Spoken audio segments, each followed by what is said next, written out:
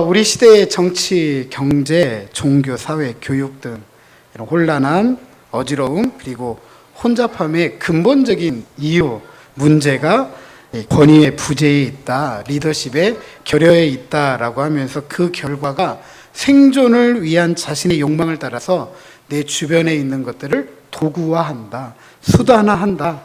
그러니까 정의와 공의가 왜곡되어지고 최소한의 사람에 대한 존중이 부정되는 시대를 우리가 살아가고 있다. 이런 시대가 우리가 지금 살펴보고 있는 4.4 시대이다라고 말씀을 드렸습니다. 그러나 이런 시대일지라도 여전히 하나님은 이스라엘의 왕이었고 이스라엘 지파의 가장 강력하고 유력했던 유다 지파와 요셉 가문의 이 지파의 정복 전쟁을 수행하도록 하셨습니다. 하지만 이들은 사소해 보이는 일들에 있어서 하나님의 전쟁을 온전하게 수행하지 못했고 오히려 그들의 승리를 경제적 이익을 챙기고 쌓는 일에 바빴습니다. 불을 쌓는 일이라면 그들의 종교까지도 마다하지 않고 받아들일 정도로 이스라엘이 가나안화 되어버렸습니다. 이는 후에 가나안 족속의 이스라엘들이 쫓기고 괴롭힘을 당하다가 땅을 빼앗기는 참담한 역사적 결과를 초래하게 됩니다. 그러나 하나님의 이 전쟁의 산증이었던 갈렙과 온니엘 그리고 그의 아내였던 악사를 통해서 정복 전쟁에 나가는 이스라엘 사람들은 어떤 태도를 가져야 되는지 어떠해야 하는지를 잘 보여주었죠. 그것은 유일하신 신실한 참 왕이신 하나님을 따르는 믿음의 용기, 그 하나님에 대한 신앙의 지혜를 가져야 된다라고 말씀을 나누었습니다. 그럼에도 불구하고 이스라엘이 듣지 않았습니다. 그래서 하나님께서 사자를 그들의 신앙적이고 역사적인 기억의 장소였던 길갈에서부터 이스라엘에게 보냅니다. 그리고 이스라엘의 피의 사실과 그에 합당한 형을 선고하게 되고 이에 이스라엘이 크게 울었다 하여서 그 땅의 이름을 보김이라고 합니다. 하지만 이스라엘의 통곡은 하나님 앞에서의 신실한 삶의 변화까지는 나아가지 못했다라는 것도 살펴보았습니다. 그렇다면 이스라엘의 이런 태도의 근본적인 이유가 무엇일까? 사사기전하는 다른 하나의 이 서론을 통해서 그 이유를 밝혀주고 있습니다. 그것은 여호와를 알지 못했다. 여호와께서 이스라엘을 위하여 행하신 일을 알지 못했기 때문이라고 가르칩니다. 즉 여호수아 이후의 이스라엘 세대는 이전 세대와는 다르게 그들의 마음이 하나님을 떠나 버렸습니다. 이스라엘이 어느덧 가나안 사람들을 닮아갔기 때문이죠. 이로 인해서 공동체가 해체될 만큼 혼란했고 어지러웠고 혼잡했던 것입니다. 사사기는 이 한 쌍의 서론을 가지고 있다라고 지난 시간 말씀을 드렸고, 첫 번째 서론이 이스라엘의 정복전쟁 실패가 이스라엘이 의도적으로 경제적 이익을 얻기 위해 실패한 것이다 라고 강조해 주고 있는 반면에 이 두 번째 서론은 앞서 말씀드렸던 것처럼 이스라엘이 하나님을 알지 못해서 하나님께서 행하신 일을 알지 못해서 정복전쟁에서 실패했다라고 이야기합니다. 그렇다면 하나님을 알지 못하고 하나님께서 행하신 일을 알지 못해서 정복전쟁에서 실패한 이 이스라엘을 어떻게 다루실까? 어떻게 다루실까? 자, 오늘 본문은 정복전쟁에서 실패하는 이스라엘을 앞으로 하나님께서 어떻게 다루시는가에 대한 큰 이야기를 해줍니다. 다시 말씀드리면 앞으로 우리가 살펴보게 될 사사기는 오늘 본문의 큰 틀을 가지고 보면 다 거기에 맞춰집니다. 물론 이 큰 틀은 학자들마다 좀 달라요. 어떤 사람은 4개이다, 어떤 사람은 9개까지이다까지 제시를 하는데 보편적으로는 4가지를 인정하니까 저는 이 4가지 틀만 가지고 말씀을 나눠보고자 합니다. 그 틀은 저를 한번 따라서 하시죠. 타락, 심판, 구원, 재타락. 한번 해보시죠. 타락, 심판, 구원, 재타락. 타락했는데 하나님께서 심판하셨고 심판하시는 하나님께서 다시 이스라엘을 구원해 주셨는데 이스라엘은 다시 어떻게 했다고요? 다시 타락했다.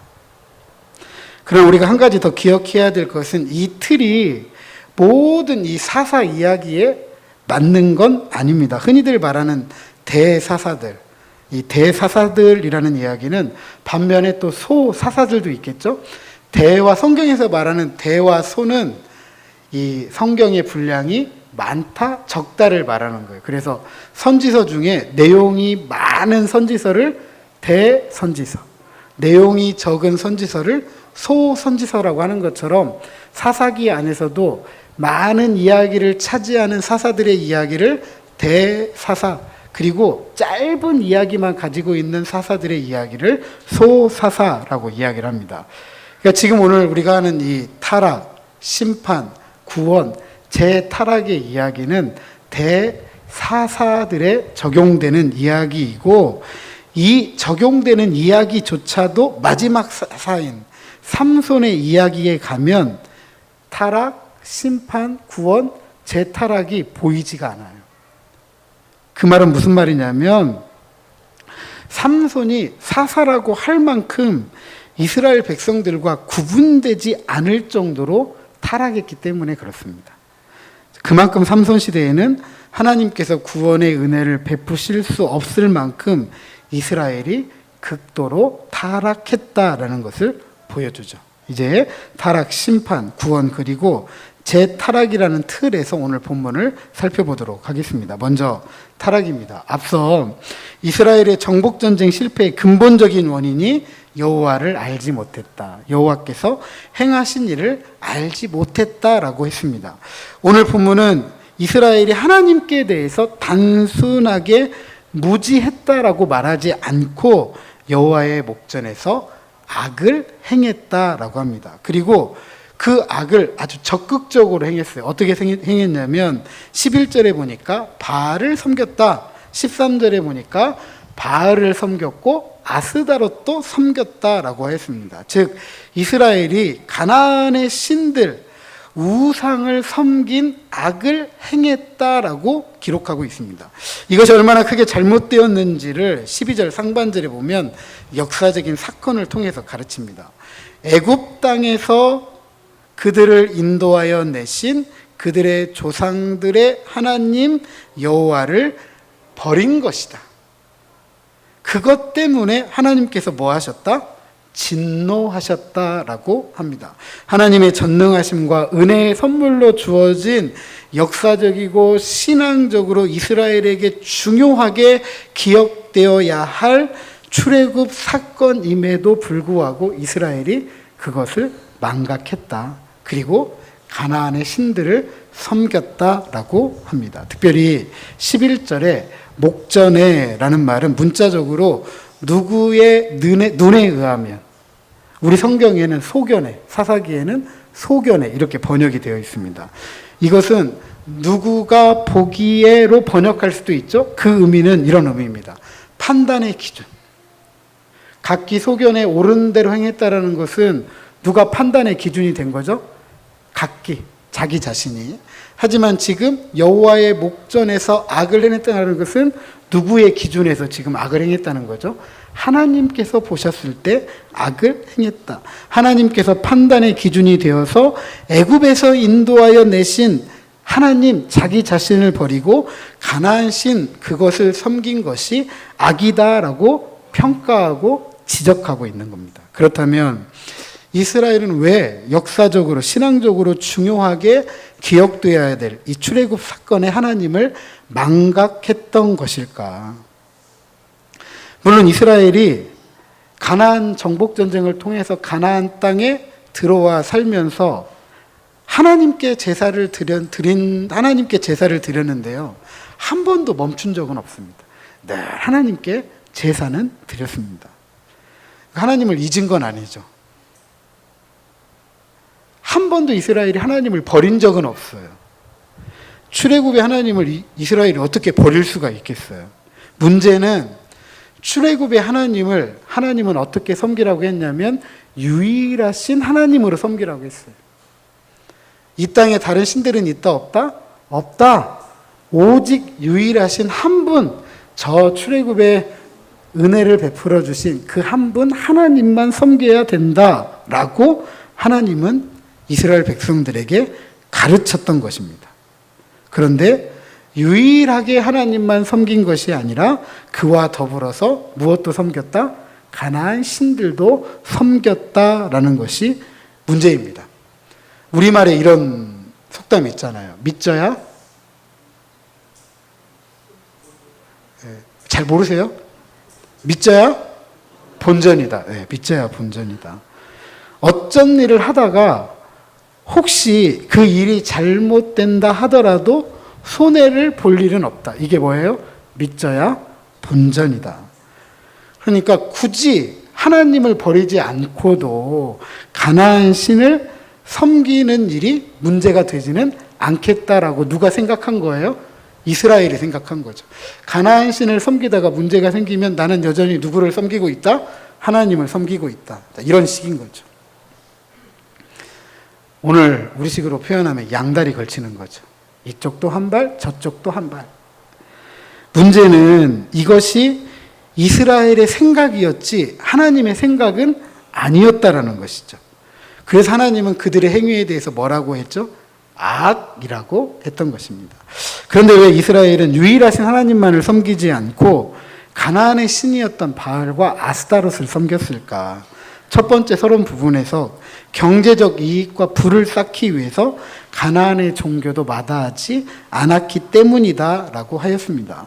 바알과 아스타롯이 경제적 이익과 부를 보장해 주는 가나안의 신이었기 때문에 그래요. 바알은 비의 신, 아스타롯은 다산의 신, 풍요의 신이에요. 비를 내려주시고 풍요를 보장해 주는 신을 섬기기만 하면 모든 것이 보장된다라고 생각했던 것이 바로 가나안 사람들이었습니다. 그래서 이 바알 신과 아스타롯 신은 종종 성경에 부부로 등장을 해요. 부부. 가나안 족속들은 이 두 신이 한 해의 농사를 결정하는 중요한 신들이라고 여겼고 이 부부 신이 사랑을 많이 나누면 나눌수록 풍요를 보장받는다라고 생각을 했습니다. 가나안 사람들은 오랫동안 이 팔레스타인 땅에 정착해서 농경 생활을 해왔습니다. 그리고 그들의 농사법은 상당히 발달되어 있었습니다. 정착 생활을 시작해야 되는 이스라엘은 농사가 익숙하지 않아요? 익숙하지 않아요. 평생을 어떻게 살아왔죠? 목축을 해왔고 앞서 40년 동안은 광야 생활을 해왔습니다. 그러니까 농사의 농자의 니은자도 알지 못하는 사람들이 이 이스라엘 사람들인 거죠. 가나안 족속들에게 배울 필요가 있다라고 생각을 했을 거예요. 그래서 가나안 족속들을 살려두었고 심지어 가나안 사람들 사이에 살 정도였잖아요. 정복전쟁을 통해서 새로운 땅에 정착했던 이스라엘이 새로운 환경에 적응을 해야 됩니다. 노력해야 되잖아요. 그래서 주변을 아마 자세하게 살펴보았던 것 같습니다. 애굽의 풍요를 주장했던 신, 목축과 광야를 이끌었던 신, 가나안의 풍요를 주장하는 신, 주어진 상황, 주어진 환경, 주어진 여건을 보니까 그때그때 맞는 신이 달라 보이는 거예요. 아, 애굽의 삶은 애굽의 신이 필요한 거구나. 광야는 광야에 맞는 신이 필요한 거구나. 가나안에 가니까 가나안에 살려면 이런 신이 필요하구나. 그러니까 하나님이 물론 광야 때 필요했지만 우리에게 은혜를 베풀어 주시고 구원을 해준 분이시지만 애굽과 가나안을 보니까 그들의 풍요를 주장해 주신 신이 다르잖아요. 그러니까 여기에서 살려면 이런 신이 필요하구나라고 생각을 했던 것입니다.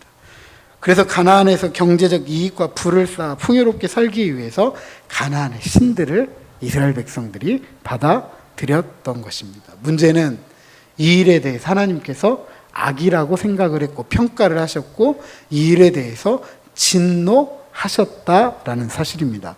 그래서 두 번째 심판을 행하시는 것이죠. 11절에 보니까 이스라엘이 악을 행해서 하나님께서 진노하셨다라고 했습니다. 히브리어로 악은 또 다른 의미가 있어요. 그것은 재앙입니다. 악을 행하면 재앙을 받게 되어져 있는 거죠. 우리 속담에 또 이런 거 있습니다. 눈에는 눈, 이에는 이. 이건 우리 속담만 아니라 오래전에 고대 문명에서도 있었던 이야기고 성경에서도 이야기하는 거예요. 악을 행하면 재앙을 당하게 되어져 있습니다. 그래서 아마 똑같은 히브리어인데 악과 재앙의 의미를 같이 가지고 있는 것 같습니다. 오늘 우리가 읽은 본문에는 11절에 악으로 15절에 보면 재앙으로 쓰이고 있습니다. 결국 이스라엘이 악을 범했기 때문에 하나님께서 재앙으로 갚으시는 것입니다. 우리가 믿는 하나님, 눈에는 눈, 이에는 이로 갚으시는 분이기도 하다라는 것을 우리는 기억해야 됩니다. 자, 그렇다면 진노하신 하나님께서 이스라엘을 심판하시는 이 재앙은 무엇일까? 14절에 보니까 이스라엘을 노략하는 자의 손에 넘기신다, 대적의 손에 팔아 넘기신다라고 하였습니다. 노략하는 자들은 가나안 사람들 뿐만 아니라 군사적, 정치적, 경제적 요충지였던 이 팔레스타인 땅을 호시탐탐 노렸던 주변국들을 의미합니다. 특별히 손에 넘겨준다라는 의미는 하나님께서 정복전쟁을 할 때 이스라엘에게 하셨던 말씀이에요. 무슨 말씀이냐면 내가 이 족속들을 너희 손에 넘겨줄게. 그 이야기는 이 전쟁에서 네 편 되어줄게. 너에게 승리를 줄게라고 하는 이야기인데 이제는 그것이 반대로 쓰이고 있어요. 넘겨주신대요. 저들의 손에 이스라엘을 넘겨주신다. 이제는 누가 승리해요? 이스라엘이 승리하는 게 아니라 이스라엘의 적이었던 이방 민족들에 의해서 이스라엘이 패하게 된다. 이스라엘이 괴롭힘을 당하게 된다라고 가르치고 있습니다. 경제적 이익을 통해서 부를 쌓아 풍요를 누리고자 했던 이 이스라엘의 꿈을 하나님께서 산산조각 나게 하시는 것입니다.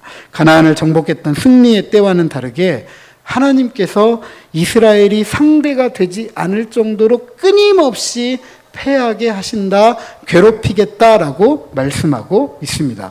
이런 약속 이미 여호수아 23장 16절에서 여호수아의 유언을 통해 살펴볼 수가 있습니다. 만일 너희가 너희 하나님 여호와께서 너희에게 명령하신 언약을 범하고 거기서 다른 신들을 섬겨 그들에게 절하면 여호와의 진노가 너희에게 미치리니 너희에게 주신 아름다운 땅에서 너희가 속히 멸망하리라. 복임에서의 피의자 이스라엘에 대한 형송고가 그대로 이루어지고 있는 것입니다.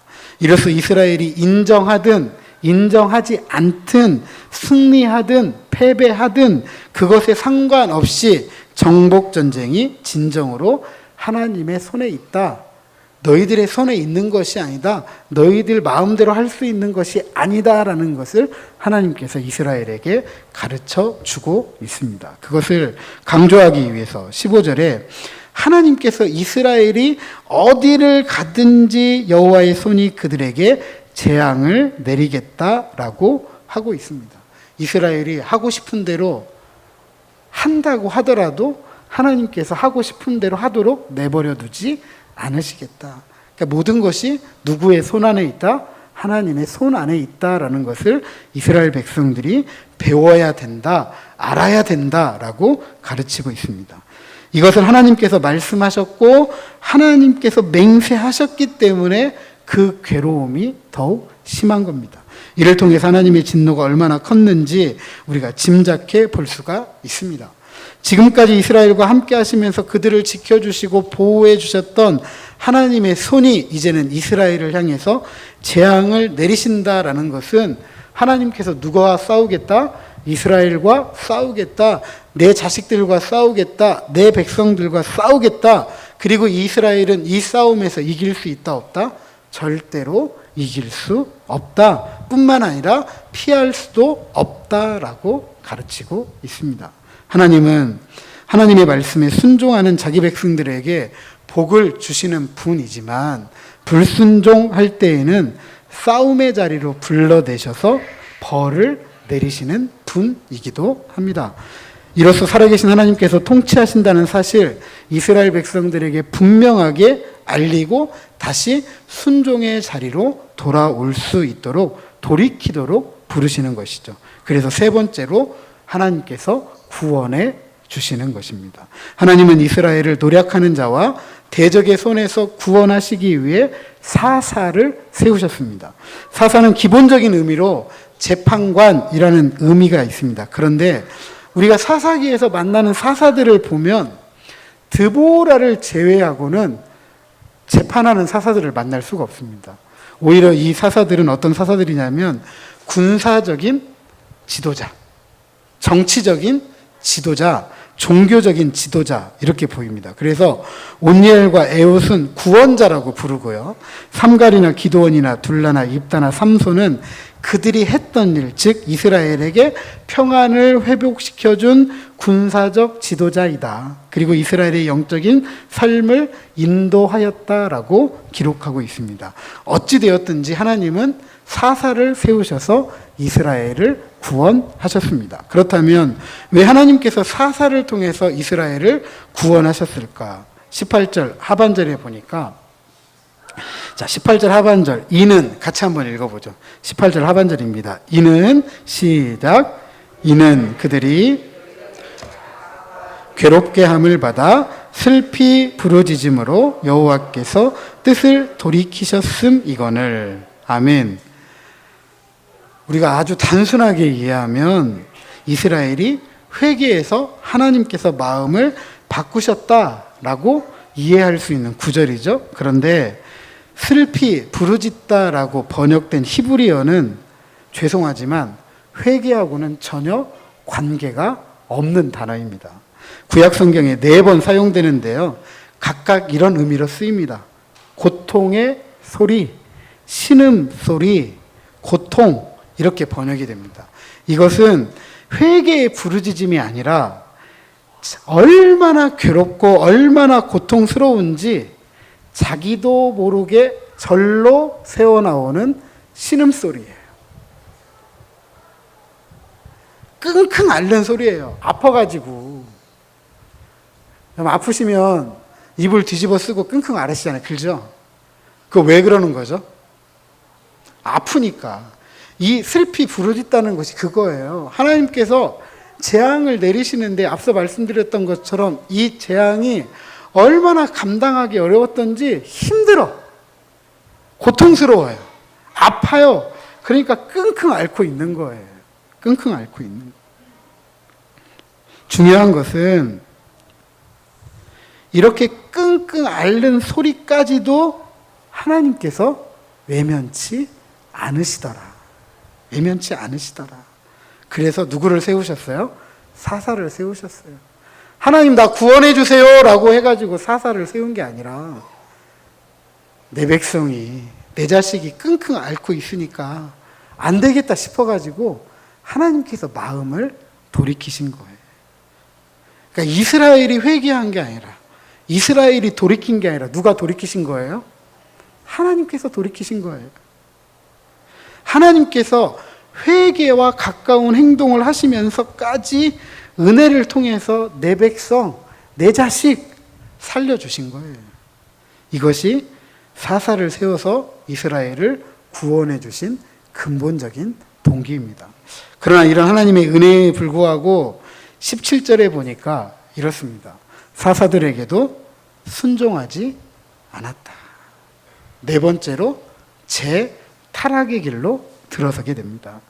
다른 신들을 따라 음행하여 절했다. 그들의 조상들의 길에서 속히 치우쳐 떠나 그와 같이 행하지 않았다라고 하였습니다.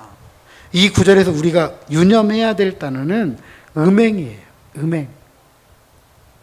음행이라는 말은 성경에서 창녀나 여인의 몸을 파는 행위를 묘사할 때 음행이라고 이야기합니다. 그런데 이스라엘이 우상 숭배한 것을 음행이라고 합니다. 이것은 두 가지 의미가 있어요. 하나는 본문이 기록하고 있는 대로 다른 신을 섬겼다라는 것이고, 다른 하나는 실제로 이스라엘이 가나안 신을 섬기면서 가나안의 음란한 제의에 참여했다라는 의미이기도 합니다. 바알과 아스타롯 부부의 신이었다. 그리고 풍요를 보장받기 위해서 이 부부의 신이 사랑을 많이 나누어야 된다라고 했습니다.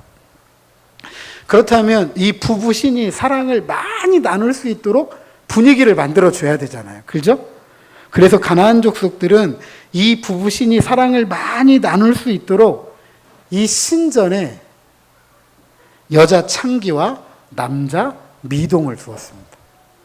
그리고 제의가 벌어지는 이 시간에 찾아오는 사람들과 음행을 하도록 하였습니다. 바로 이 제의의 자리에 누가 참여했느냐 하면 이스라엘이 참여했다라는 의미이기도 합니다. 자, 그렇다면 거룩하신 하나님 앞에 거룩해야 될 하나님의 선민으로서 거룩을 이스라엘이 저버리고 만 것입니다. 그리고 시내산에서 하나님과 언약을 맺으며 하나님의 신부가 되기로 했는데 성경은 그래서 이에 하나님과 이스라엘 사이를 부부 관계로 묘사하잖아요. 그런데 뻔뻔하게도 살아있는 남편 대신 하나님을 앞에 두고 무엇을 하고 있는 거예요? 음행을 하고 있는 거죠. 다른 남자를 찾아가는 거죠. 그럼에도 불구하고 사사들이 사는 날 동안에는 그걸 하나님께서 참는 거예요. 그들과 함께 하셨다. 평안을 주셨다. 하지만 사사가 죽으니까 더욱더 타락해서 우상 숭배하며 그들의 행위와 패악한 길을 그치지 않았다라고 19절에 가르치고 있습니다. 왜 이처럼 이스라엘은 배은망덕할까요? 왜 은혜를 이렇게 쉽게 잊어버리고 마는 것일까요? 그것은 현실적 이익에 민감하기 때문에 그래요. 우리도 그렇잖아요. 먹고 사는 문제 외면할 수 없잖아요. 우리가 대통령을 세워놓고 대통령에게 가장 요구하는 게 뭐죠? 자, 한번 물어보겠습니다. 그럼 한 가지만 대답을 하세요. 경제예요? 도덕이에요? 대통령에게 뭘 원하세요? 도덕을 원하세요? 경제를 원하세요? 경제 원하시잖아요. 그죠? 그래서 그 옛날에 이명박 대통령 뽑으셨잖아요.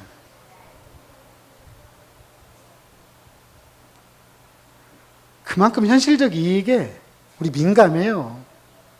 왜? 그 일이 뭐기 때문에 그렇죠? 당장 먹고 사는 문제이기 때문에 그래요. 하나님은 멀어 보이고 현실은 눈앞에 있고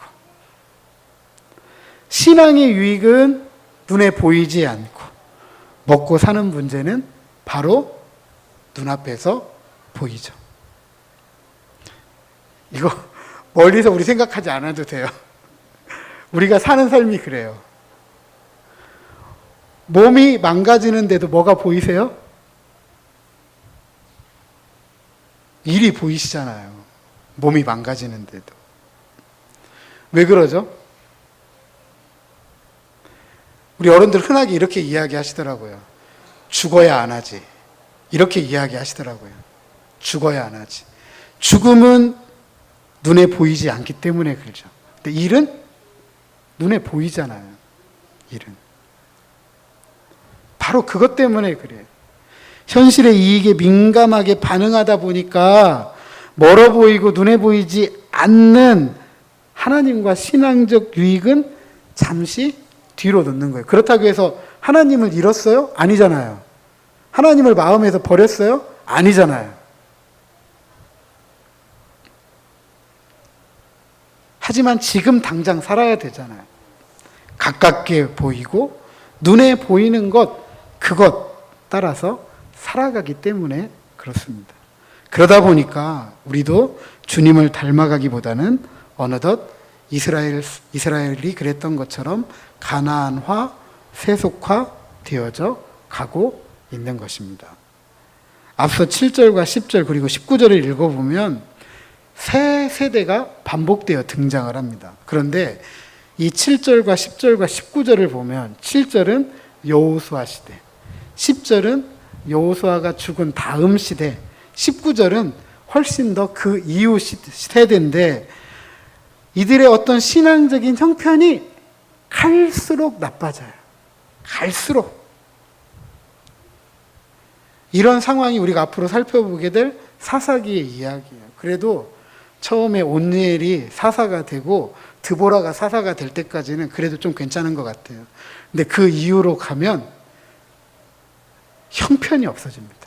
그리고 앞서 말씀드렸던 것처럼 삼손은 하나님 앞에 나실인으로 구별된 사람임에도 불구하고 완전히 제멋대로 해요. 제멋대로 해요. 앞으로 우리가 읽을 사사기가 이렇습니다. 갈수록 형편이 없어지는 그런 이스라엘의 모습. 그런데 이런 시대일지라도 하나님은 여전히 이스라엘의 신실하신 하나님이시고 참 왕이 되시는 하나님이시다. 그래서 이스라엘을 구원하기 위해서 사사를 세우셨다라는 것을 우리가 보게 됩니다. 자, 그렇다면 오늘 우리 시대에도 하나님은 여전히 신실하신 하나님인 줄로 믿습니다. 우리 시대를 다스리시는 참 왕이 되신 줄로 믿습니다. 그분이 이 시대를 살리기 위해서 교회를 세우신 것이죠. 바로 저와 여러분을 세우셨습니다. 하지만 신실하신 참 왕 되신 하나님은 경제적 이익 때문에 가난을 선택하며 하나님의 백성으로서의 정체성 상실하고 정복전쟁의 사명을 망각한 자기 백성 그냥 두지는 않으시더라. 재앙을 내리시고 징계하시더라. 그래서 압제와 괴롭힘을 통해서 고통과 아픔을 겪게 하셨습니다. 그렇다면 오늘 우리 시대의 세속화를 선택한 하나님의 백성, 그리스도의 제자로서의 정체성 상실하고 하나님의 뜻을 이 땅에 이루어야 될 사명을 망각한 교회라고 한다면 하나님 그냥 지켜보실까요? 하나님의 백성이 하나님의 백성답지 못할 때 징계하셨던 하나님께서 교회를 가만히 지켜만 보고 계시겠느냐라는 것입니다. 우리 시대의 교회들 다양한 이유로 힘들다, 어렵다라고 신음하고 외치고 있습니다. 저는 교회들이 힘들다, 어렵다라고 하는 이 외침이, 이 끙끙 앓는 소리가 그냥 지나가는 소리로 들리지 않습니다. 이스라엘을 힘들게 하셨을 때, 이스라엘을 대항해서 싸움하신 하나님께서 이스라엘을 압제와 괴롭힘 속에 두었을 때 이스라엘이 어떻게 했다겠죠? 슬피 부르짖었다. 끙끙 앓았다라고 했습니다. 교회가 힘들다 어렵다라고 하는 이 끙끙 앓는 소리가 혹시 하나님께서 교회를 세상의 손에 그냥 두고 계신 것은 아닌가, 그런 외침으로 들리기도 합니다.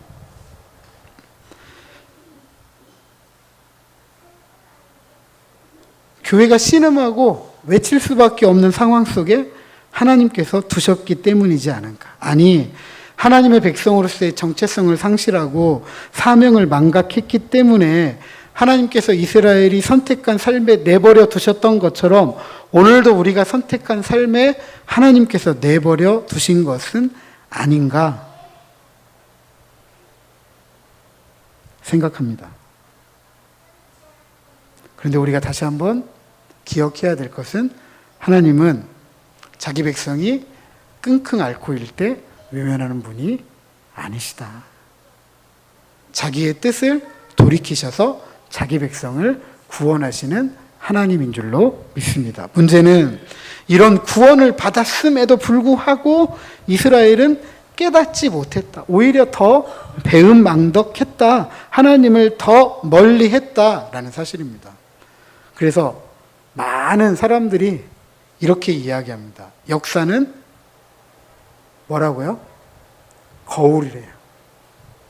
거울이래요. 거울을 왜 보시죠? 거울을 왜 보세요? 오늘 아침에 교회 오실 때 다 거울 보시고 오셨잖아요. 왜 보고 오셨죠? 왜 보고 오셨어요? 내 매무새를 고치려고 단정하게, 그죠? 고치려고 거울 보는 거잖아요.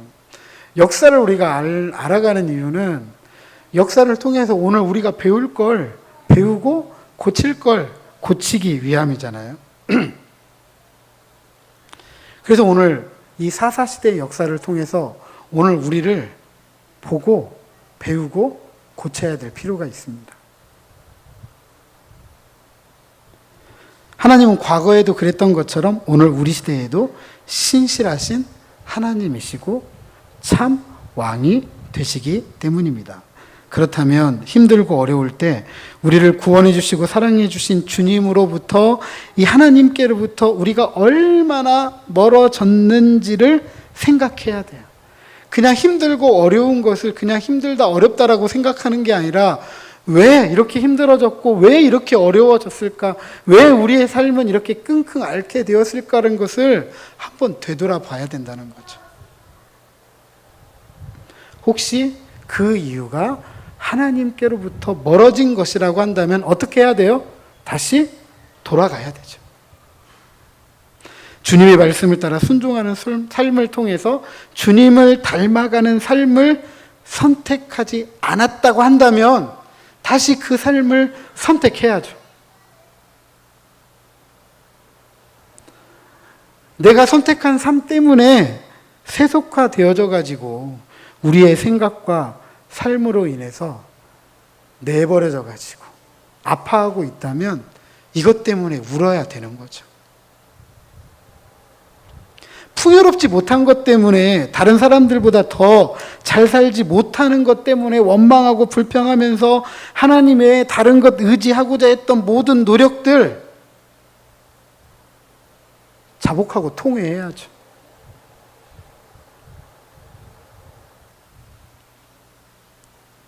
다시 주님을 선택해야 돼요. 우리를 구원하시는 신실하신 참왕 주님만을 바라보고 다시 그분의 말씀을 따라 살기로 작정하고 결심하고 그 삶을 선택해야 됩니다. 왜냐하면 그분은 천지를 만드신 창조의 하나님이시고 죄와 사망에서 우리를 구원하시기 위해 자기 아들을 십자가에 내어주신 큰 사랑의 하나님이시기 때문입니다. 자기의 모든 것을 내어주실 정도라고 된다면 우리 부족함 없이 받을 수 있는 거잖아요. 부족함 없이. 거기에 무엇이 더 필요할까요? 거기에. 부모의 큰 사랑을 알면 옆집 아저씨 아줌마가 주는 사탕 하나가 커요, 작아요? 커요, 작아요?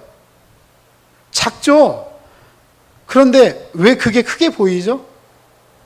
우리 엄마 아빠가 별로 날 사랑하지 않는다고 생각하니까. 전부를 주었다고 생각하지 않으니까. 우리 엄마 아빠가 좋은 것 주시는 분이라고 알고 그렇게 살아간다면 절대로 사탕 하나 때문에 쫓아가진 않는 거죠. 우리 엄마 아빠가 더 좋은 거 주거든 사탕 가지고 나 꿰지 말라고 할 거란 말이죠.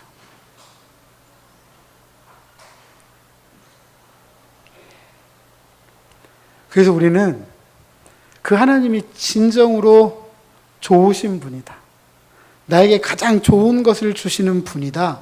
신실하신 하나님이다. 우리의 참 왕이다라고 믿는 하나님의 백성들, 그리고 그분을 따라가는 그리스도의 제자들이라고 한다면 우리의 삶에서 누가 주인 노릇 하도록 해야 돼요? 하나님만이 주인 노릇 하도록 해야 됩니다. 하나님이 우리의 삶의 주인 노릇할 때 그 삶을 우리는 이렇게 표현합니다. 저를 한번 따라서 하시죠. 천국이다. 천국이다. 하나님이 주인 되는 곳이 천국이잖아요. 우리가 꿈꾸는 세상이 아니에요? 우리가 꿈꾸는 삶이 아닙니까? 그런데 왜 하나님이 주인 노릇하는 우리가 꿈꾸는 삶, 꿈꾸는 삶이 아니라 왜 다른 것이 주인 노릇하는 종되는 삶을 꿈꾸느냐라는 사실입니다.